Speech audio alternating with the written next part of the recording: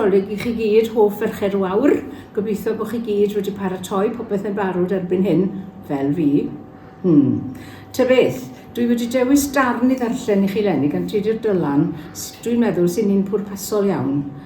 Enw'r darn yw Can y Noswyl.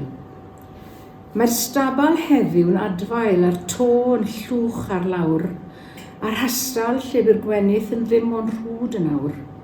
A thros y seren lachar mae cwmwl yn nen, a hyd Nadolig Bethlehem yn awr yn dod i ben.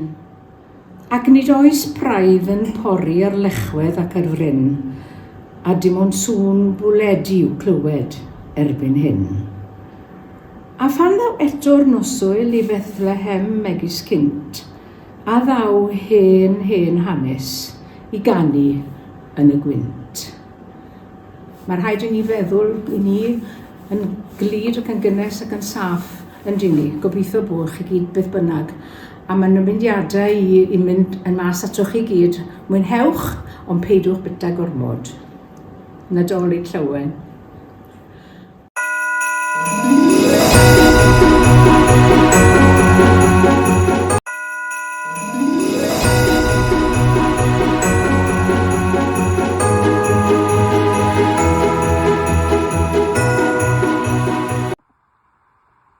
Anwyl aelodau, wrth i oleuadau'r Nadolig ddisgleirio eto eleni, hoffwn estyn neges o heddwch, gobaith ac ewyllus da i bawb, ble bynnag yr ydych yn y byd. Dyma'r adeg o'r flwyddyn pan fyddwn yn cofio'r pethau sy'n ei cysylltu, sef caredigrwydd, tosturi a'r awydd i ofalu am ei gilydd. Cofiwm mai gwir ystyr yr wyl yw cariad, gobaith a heddwch.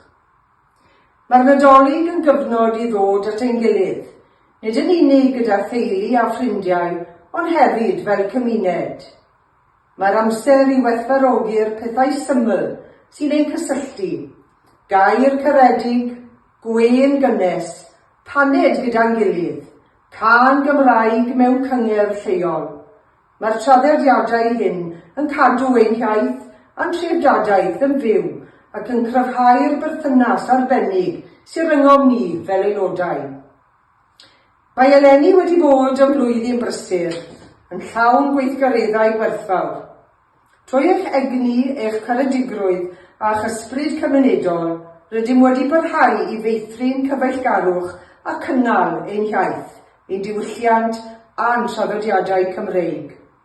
Boi trwy cynnal cyfrifoldeb lleol, gweithdai creadigol, darlithiau arbennig neu ymgylchoedd cymunedol, mae eich gwaith yn gwneud gwahaniaeth gwirioneddol. Mae pob aelod yn rhan ar atod o deulu Merched y Wawr. Rwy'n hynod o falch o'r ffordd y mae Merched y Wawr wedi parhau i ffynnu gweithdaf o'r heriau. Wrth i ni edrych ymlaen at flwyddyn newydd, gadewch i ni barhau ar un egni ar brwdfrydedd. Bydd 2026 yn cynnig cyfleoedd newydd i dyfu, i ddysgu, oddi wrth ein gilydd ac i ysbrydoli cenhedlaeth newydd o ferched i ymuno a'n mudiad. Bydd gweithgareddau newydd ar y gweill, raglenni arbennig a chyfleoedd i gydweithio ar draws canghennau ledled Cymru. Diolch o galon am eich parodrwydd i gefnogi fy elusen am y 2 flynedd nesaf, sef ymchwil Canser Cymru. Mae'r elusen yn arian ymchwil wyddonol o radd flaenaf yng Nghymru i frwydro yn erbyn canser, a nawr yn gweithio'n agos gyda Merched y Wawr i godi ymwybyddiaeth a chyllid i wella triniaethau a bywydau pobl ledled o wlad. A gyda hynny o eiriau, hoffwn am y 2 flynedd nesaf gyda'ch cymorth chi creu agwedd o bositifrwydd pinc. Tangnefedd dros yr wyl a blwyddyn newydd bendithiol i chi gyd. Diolch am iechyd a theulu a ffrindiau. Dyna beth yw gwir cyfoeth.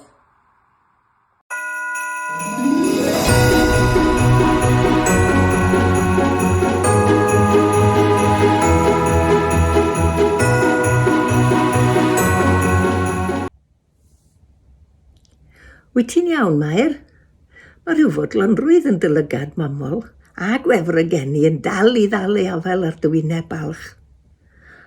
Mae'r bychan yn cysgu yn yngylaidd ac yn llond ei groen.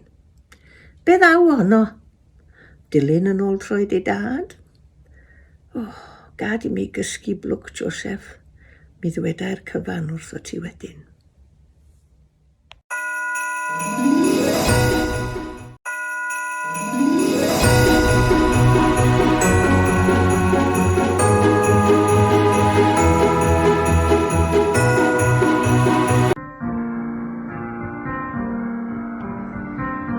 Arnoson fel heno yn wlad I de a gynt, a'r sêr yn siond yr awyr, a'r gaeaf yn y gwynt. Fe aned yno i'r forn fair, I baban bach a'r wely gwair.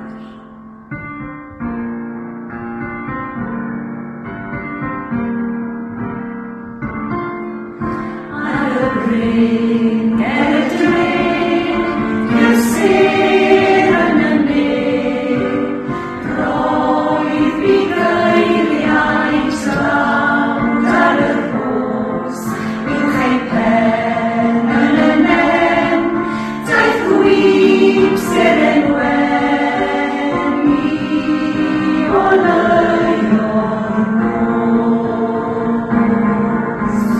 Mawr oedd ei hofnau cyfredlen, mawr oedd ei dychryn Gwydd oedd y troed etat ei gryd, wel sant wyrth y ar ei hyn o belldraeth, brenhin oedd yr haith I addoli'r tlws yn y gwair, roddion coed, triw doedd, o ffrymens ei bodd I anwylyn Mawr oedd ei hofnau cyfredlen, mawr oedd ei dychryn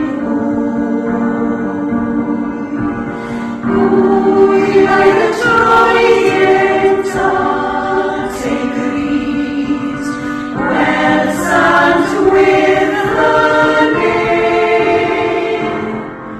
Ar ei hynt o belldraeth, brenhin oedd y ddaeth I addoli'r tlws yn y gwair, roddion coed, triw doedd, o ffrymens ei bodd I anwylyn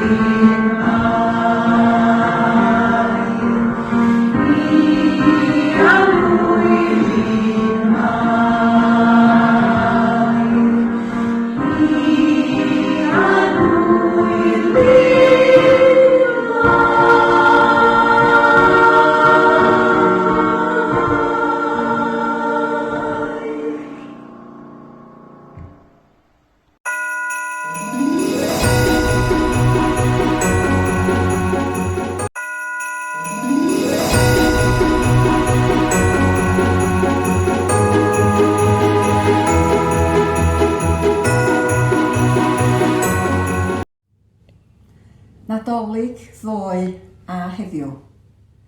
Ddoe, sglein ar y tinsel. Yn y dyddiau gwyn hynny, pan oedd Duw yn byw rhywle yn y bwlch rhwng yr Wyddfa a mynydd yr Eliffant, y tu hwnt i'r Iban symudlu o Afon Menai, y clywodd hi glychau'r ceirw am y tro cyntaf ar noswyl Nadolig. Roedd yr hen ŵr nwyn a'i sacheidiau o anrhegion ar ei ffordd. Ac eithrio tincial y clychau, nosweithiau tawel yw'r holl nosweiliau Nadolig hynny yn ei atgofion.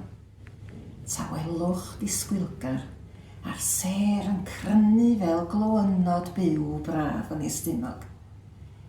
Mae'r byd i gyd fel hithau yn dal i wynt, a dim i weidrwydd yn dal i fod mor loyw a'r tinsel a'r goeden fythwyr ddystafell fyw.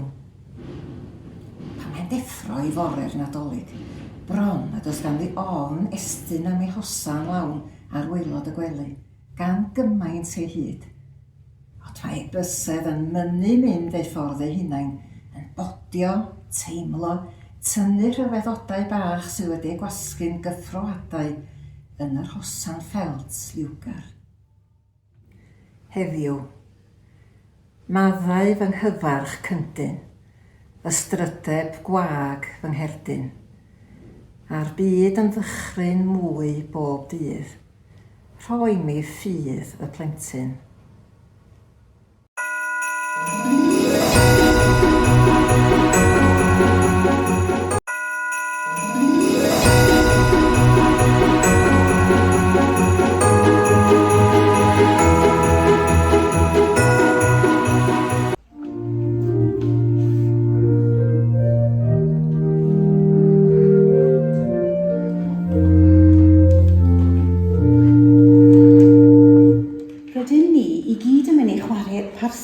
Pasio'r parsel heddiw, pan fydd y gerddoriaeth yn stopio, a newch chi dynnu un haen o bapur gan gweiddi beth yw'r anreg.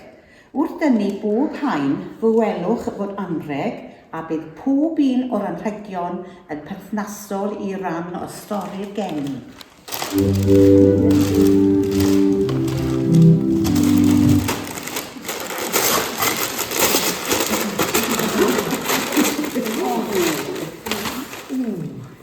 Ffurflen gyfrifiad. Tua'r un adeg, dyma Cracyr Augustus yn gorchymyn cynnal cyfrifiad drwy'r ymerodraeth Rufeinig gyfan. Hwn oedd y cyfrifiad cyntaf i'w gynnal pan oedd Cyrenius yn llywodraethwr Syria. Roedd pawb yn dychwelyd adref i'r trefi lle cawsant ei geni i gofrestru. Felly gan fod Joseph yn perthyn i deulu'r brenin Dafydd, gorfydd o deithio gyda Mair ei wraig o Nazareth yng Galilea i Bethlehem, Judea. O heol i heol, yn ddyfal by'r fai, yn chwilio am leti a'r nos y nesau. Ymlwybro'n flaenedig yng nghysgod y gwych, wrth olau y seren, at leti y rych.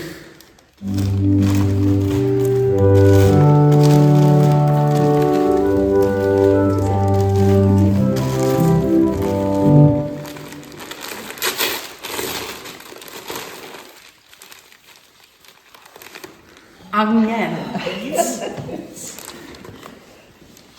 Ar faes y nos o wlad gerllaw, a thwyllwch oer y lle. Yr oedd bugeiliaid wrth ei gwaith dan lygad maith y le. A golau angel arnyn twy ddisgleiriodd yno'n fawr.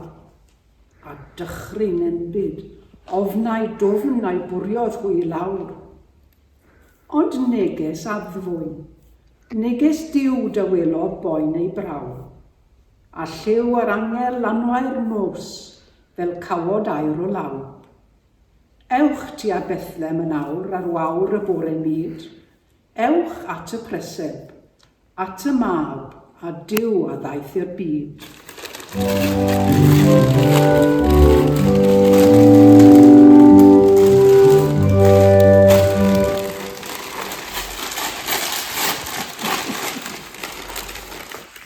Siren. Pwy yw yn haen sy'n dod i'r dinas ar y bryn, yng ngolau'r siren glair ar ei cymelod gwyn. Brenhinoedd dri yn geisio pryd, brenin brenhinoedd yr holl byd. Heibio i'r llety llawn, heibio i'r llysoedd gwych. Sefyll a phlygu'r llawr wrth lety llwm yr ich. A gweled yno yn ei glid, arglwyddi yr holl byd.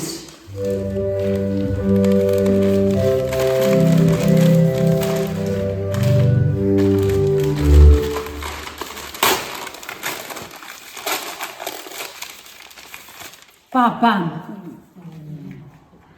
Roedd dau riant balch wrth y preseb, a'i dwy wen yn llenwi'r llun, ac yno yng nghanol ei dathlu, roedd baban, dim ond un, achos weithiau mae un yn ddigon, dim ond un i'n caru ni'n llwyr, a heno mae'r un hwnna'n ein haros, yn aros ei bod hi'n hwyr.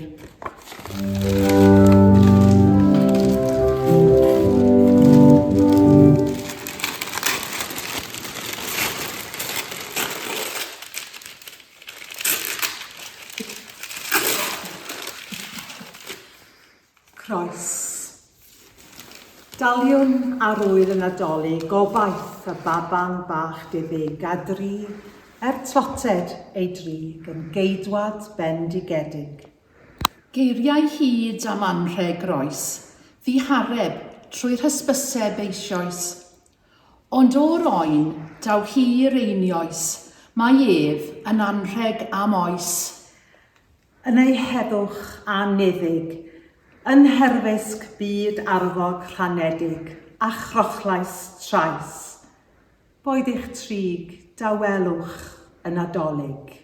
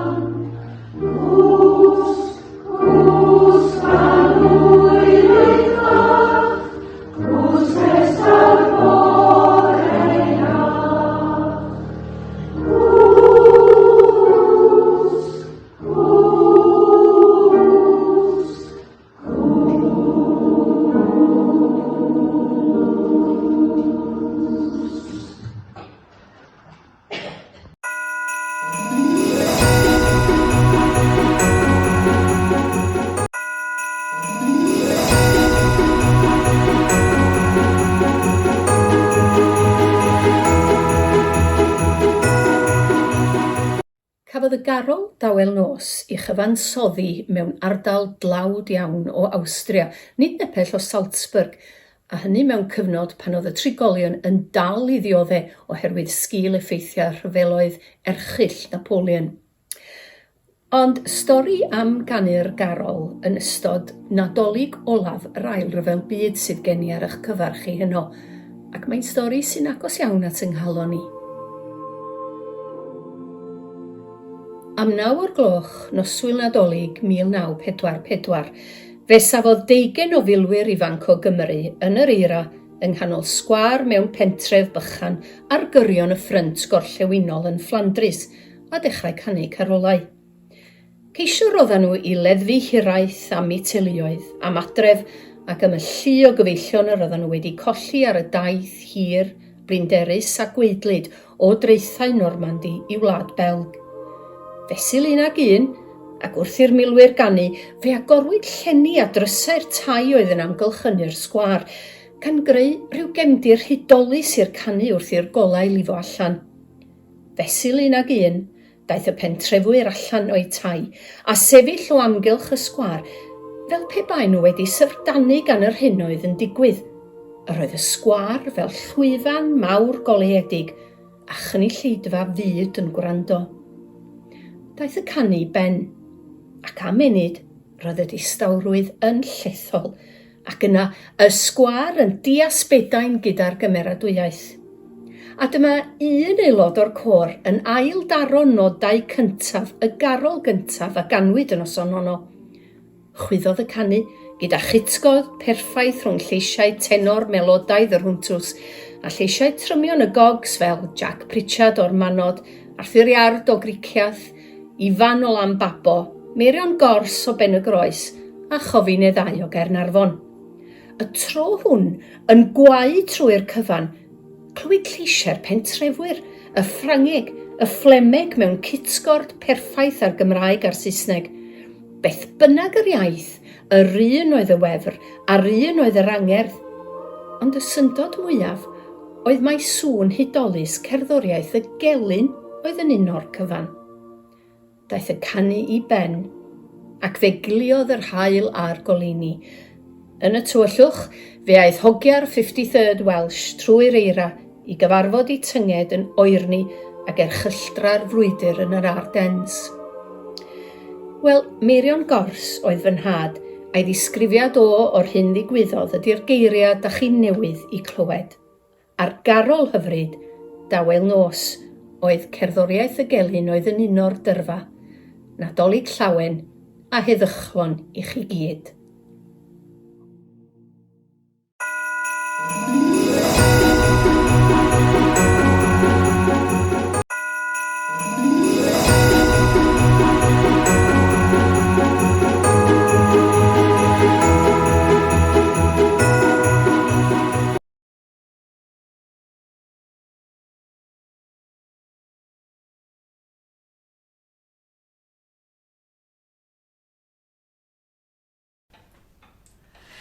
Un noswyl Nadolig. Mae'n noswyl Nadolig. Mae ist yn y tŷ. Ryn ist a phob noswyl Nadolig a fi. Hosanau gobeithiol dan y simnau fawr. Yn siŵr fod Siôn Corn ar ei ffordd I lawr.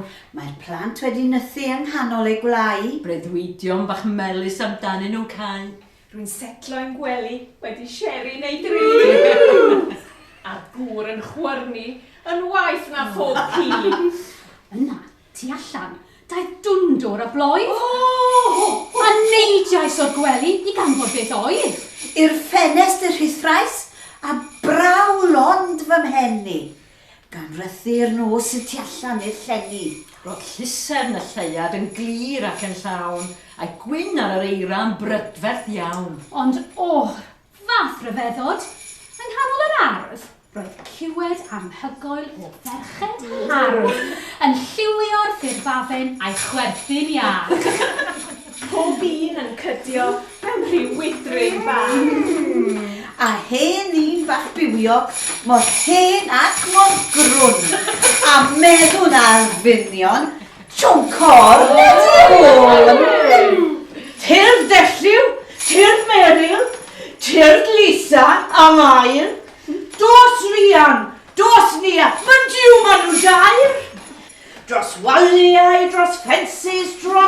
bai y fro. Gwnewch gamau, gwnewch gamau, gwnewch gamau drwy'r fro. Fel dail yn yr hydre yn chwyrlio yn y gwynt, y dawnsiant drwy'r eira yn gynt ac yn gynt. Gan weiddi y sef yw anfeidrol gri, fel Carol Nadolig, perfformiwyd gan gi. Ac yna, mi glywais ar lechi uwch ben. Swn rhywun yn gofyn. Ai hwn yw e Gwen? Wrth droi draw'r ffenest, daeth amlen wen fawr yn syth lawr y simnau. A disgyn i'r llawr. Fe codais i fyny a syllu yn syn ar y llythyr rhyfedd o amlen mor wyn. Cyfarchion y tymor, tangnefedd i'r tŷ. Oedd cychwyn y llif yn ysgrifen ddi. Estynw wahoddiad twym galon i ti, gan i Carolau yn ein cwmni ni. Clwb gwawr y pennau, tan doriad y wawr. Cyn treulio dydd dolig a, ffennau mawr, no pun intended. Ac ar ymrantiaid deallais i, mae dawel nos oedd yr anfeidrol gri a ddeiau o'i cegau tu allan i'r tŷ. Gan lenwi'r nos drwy'r ffurfarfen ddi. Diosgais fy nghoban a rhithro i lawr, gan wisgo fy sgidiau a siwmper wen fawr. Cyn camu'r oer fel tu allan y ddôr, a gweiddi yn uchel. Mae'n y ffordd mae'n o'r! Daeth bonllef o gyfarch gan y merched mwyn, a buan ymdoddais yn nghanol ei swyn. A'r noswyr Nadolig a dreiliwyd yn llon, yn grwydro fro, y dolydd ar fron. Yn canu Carolau tu allan pob tŷ, o waelod y pentre i'r ucheldir fri. I orwedd mewn preseb a ser yn at seiniau dros dolydd a phob bryn a ros. O daiwch ffaddeloniau! Y gwyddai'r hen Sion, wrth geisio i'n tywys i lawr yr hen lôn, o ffermdi i ffermdi hyd y dyffryn hir. Tra grondawai'r cread ar ein chwerthin clir. Ac yna, deffroes. Yn chwys yn fy ngwely. Esteddais. Grandewais. Y gŵr dal i gwrdd. Neitiais. Cyn suddo i'r matres yn ôl. Swatio. A meddwl. A chrafu men ôl. Pendrwnais. Ystyriais. Be'n union o'r bron a chosodd fa freuddwyd ar noson fel hon? Ac yna, Drwy'r gwyll. ar ganol y llawr, Fe sylwais fod yno amlen wen fawr a llythyr. Fe ysgidiau yn er y glib. A fe siwmper wen yn steiniau i gyd. A draw yn y pellter, o glistfeinion fain, rwy'n ni'n sicr criw ni garol yn brain. A soniau o wrando. Rhyngwch chi a fi. Yn debycach i garol, A ganwyd gan gi, Nadolig llawer i chi gyd. Ho, ho, ho!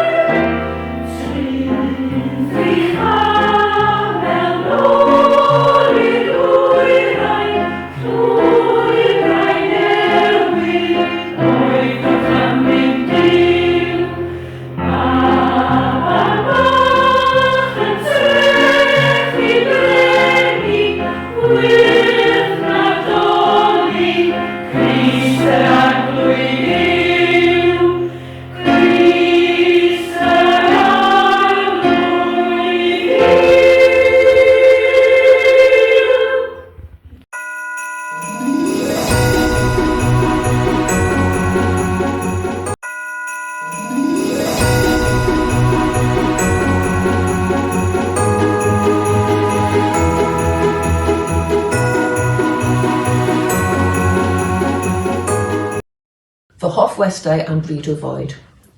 Dwi wedi bod yn lwcus iawn. Dwi wedi cael llawer o brydau o fwyd gyda gwahanol westeion mewn pob math o leoedd ledled y byd. Dwi wedi rhannu prydau o fwyd gyda arweinydd National Geographic a physgotwyr a gwch bach yn Indonesia. Dwi wedi ymuno ac yn y leidfa'r eglwys ar gyfer picnic mewn coedwig Bwlgaraidd. Dwi wedi boed y cinio rost o amgylch tan gwesyll yn Africa, gyda bywyd gwyllt fel gwesteion. Dwi wedi chwrdd â chwaraewyr rygbi Cymru o dîm chwedlonol y 70au ac wedi rhannu bwrdd gyda dawnswyr proffesiynol o Strictly. Dwi wedi mwynhau eu cwmni nhw i gyd, ond fy hoff westau am bryd o fwyd heb amheuaeth yw fy ffrind ysgol Louise. Does dim byd gwell na ffrid o fwyd catref o hoff rysait i godi'r galon. Cyfeilgarwch Louise yw'r boed cysur gorau. Mae cwnheision hanfodol o'r ansawdd uchaf gyda hi. Mae hi'n garedig iawn gyda synwyd digrifwch ac mae hynny yn codi fy nghalon i. Dyn ni wedi adnabod ein gilydd ers amser maith. Dwi wedi rhannu chwerthin, dagrau, problemau a chyngor. Dyn ni hefyd wedi rhannu llawer o brydau o fwyd. Pan dyn ni'n sôn am y gorffennol, dyn ni'n cofio am fwyd dyn ni wedi bwyta gyda yn gilydd. Roedd Louise yn westau yn fy mharti penblwydd cyntaf pan o'n i'n blentyn. Boetwn ni dreifl a gormod o cacennau. Dyn ni'n gallu cofio'r arogl brecdanau oiau a'r KitKats wedi toddi ar y bws arwybdaeth ysgol i Sue Brister. Dyn ni'n meddwl am fwyd ysglodion ar y traeth a wybdaeth ysgol Sealy yn Ysybari, ac am bartion disgo yn y clwb rhwgbi lleol ble oedd bwffei bis a bawd gyda folofons a chaws a ffina fel arffin.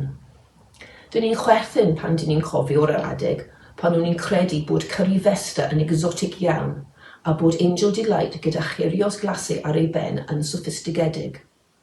Roedd ein blas ni mewn ffasiwn yn debyg iawn ar y pryd. Hefyd, fel myfyrwyr, dyn ni'n cofio'r cawl oergelch o sbarion ac yn boet y boed eidalaidd am y tro cyntaf. Rwy'n ni'n gwestau arbennig, ymrhiodasau ei gilydd hefyd. Dwi wedi boet y llawer o brydau o fwyd gyda Louise mewn bob math o leoedd. Fel ein profiadau ni o fywyd, mae rhai ffrydau o fwyd wedi bod yn felys ac mae rhai ohonyn nhw yn wedi bod yn sur, ond bob tro mae nhw'n creu atgofion gwerthfawr eraill. Mae nhw'n ein hatgoffa o hanes y gyfeilgarwch sy'n parhau heddiw. Dwi'n credu yn gryf bod poesi wrth y bwrdd yn bwysicach na beth sy'n ar y bwrdd. Gyda Louise wrth y bwrdd, mae bob pryd o fwyd yn arbennig. Y reswm taw hi yw fy hoff westau am bryd o fwyd. Y tro nesaf dych chi'n cyllunio pryd o fwyd, cofiwch roi mwy na boed ar boedlen, a chynnwys cariad, chwerthin ac atgofion hefyd.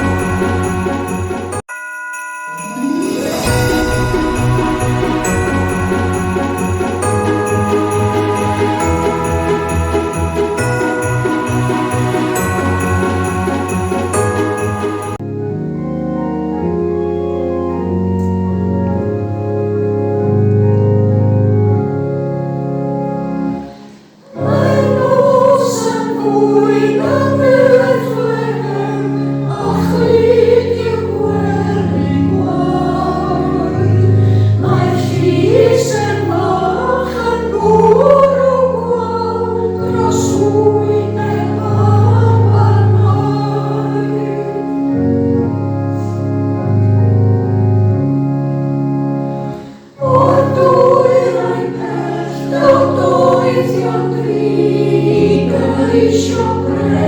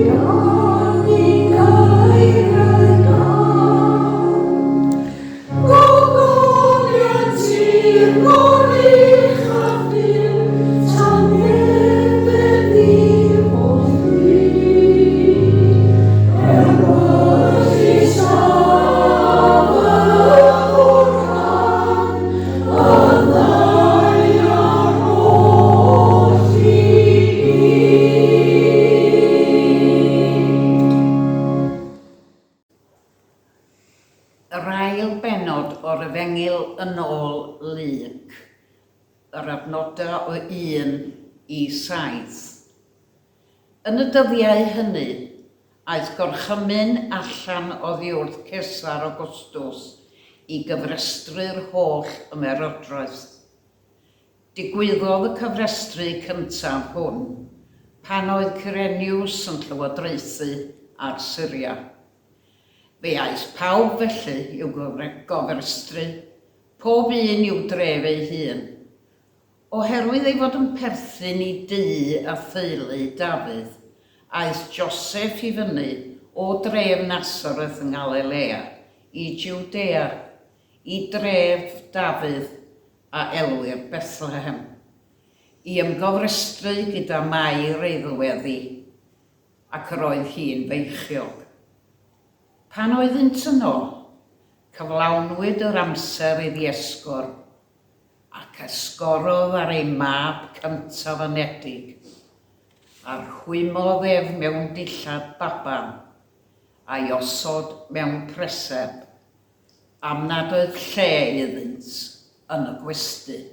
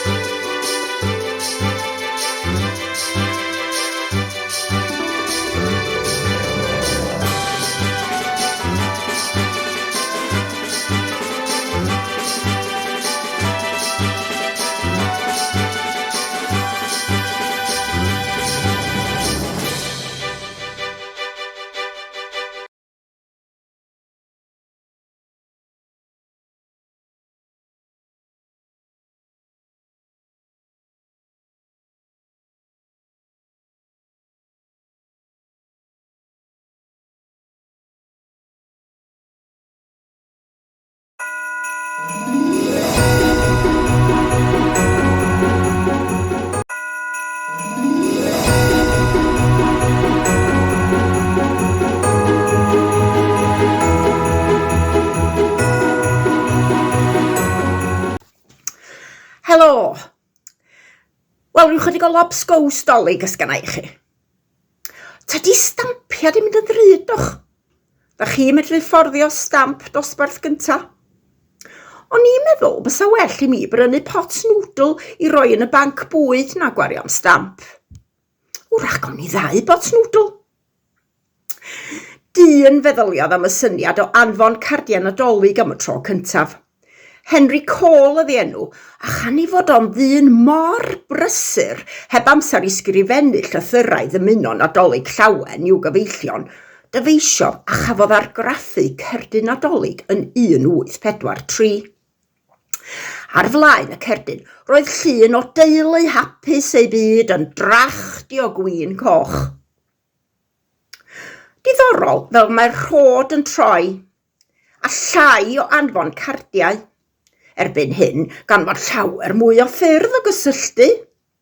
Text ydyn, WhatsApp neu e-bost, neu sgwrs ffôn wrth wneud joban yn y tŷ. Cerdded o gwmpas a'r ffôn ar loudspeaker gan rannu newyddion am hwn a'r llall. Hanner gwrando weithiau. Dwi'n cofio rai blynyddoedd yn ôl mynd ar wyliau i Jerusalem ac ymweld ar fan lle nath Mair ddeud wrth Elizabeth ei bod yn disgwyl babi. Ar ôl mynd adra, dyma rannu'r hanes efo mam a hithan hanner gwrando, ond mi glywod fi'n sôn bod Elizabeth a Mair yn mynd i gael babi. A finna hefo 2 ffrind efo'r un enwa. Roedd mam wedi meddwl bod wedi cael stori gwerth i ailadrodd, ond mi oedd hi stori'r Dolig oedd hi siŵr, medda finna. Ydych chi wedi clywed am Sul y Llwy Bren? Hwn oedd y diwrnod pan fyddai'r pwdin Dolig yn cael ei gymysgu. Y Sul cyn Sul cyntaf yr Advent, lle byddai'r teulu'n ymgynnull ac yn cael cyfle i droi'r pwdin a gwneud dymuniad. Gwelwyd y recipe cyntaf am bwdin Dolig mewn llyfr gan John Knott yn 1723. The Cooks and Confectioners Dictionary.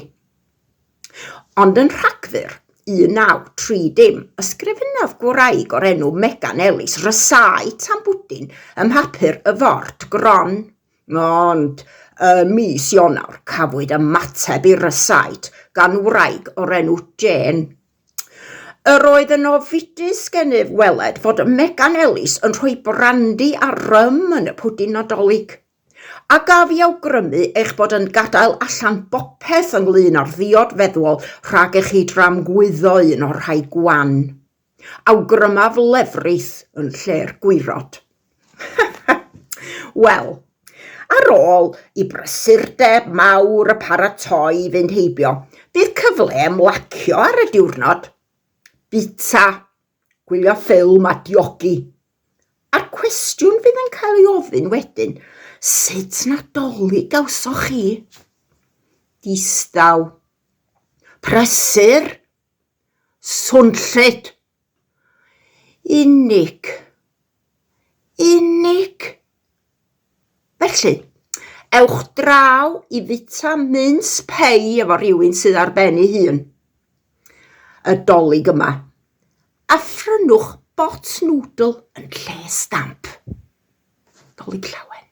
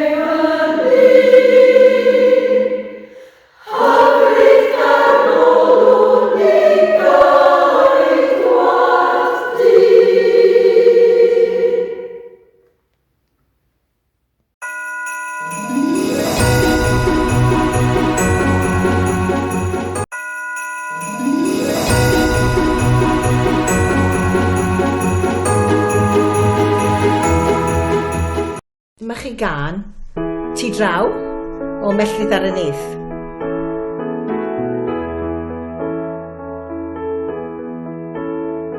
Ti draw i'r byd a'i boen, ti draw i'r loes ar y cyd, ti hwnt i'r sêr, mae lle i'w gael, ti mewn i'r freuddwyd hir. Does neb a wyr ble mae, y byd o hyfryd her, ond fe o ni fod lle i'w gael, ti draw i byrdd y peth. A chwilio am y freuddwyd, draed gwyddolaeth a'r had, fe glywai sôn amdani, rwy ni weld y wlad, sy'n draw i'r byd a'i boen. Ti draw i'r loes a'r cyd, breuddwyd hir.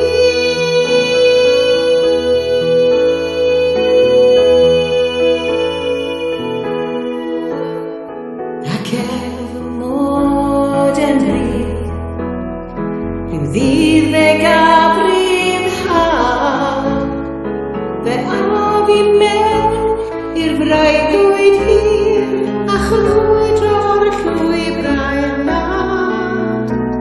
A chwilio am y freuddwyd, draed gwyddolaeth a'r had, fe glywai sôn amdani, rwy ni weld y wlad, sy'n ti draw i'r byd a'i boen.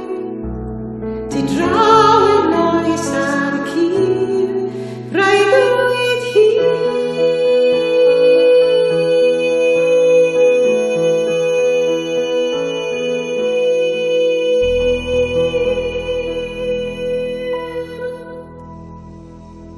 Diolch yn fawr. Wel, Nadolig llawen i chi gyd, a blwyddyn newydd dda.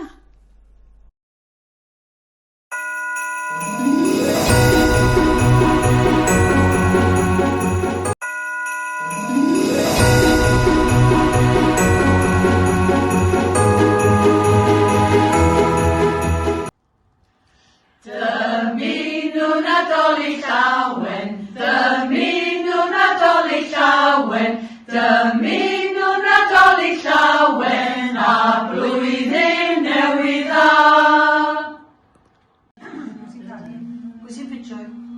Dymunw Nadolig llawen, dymunw Nadolig llawen.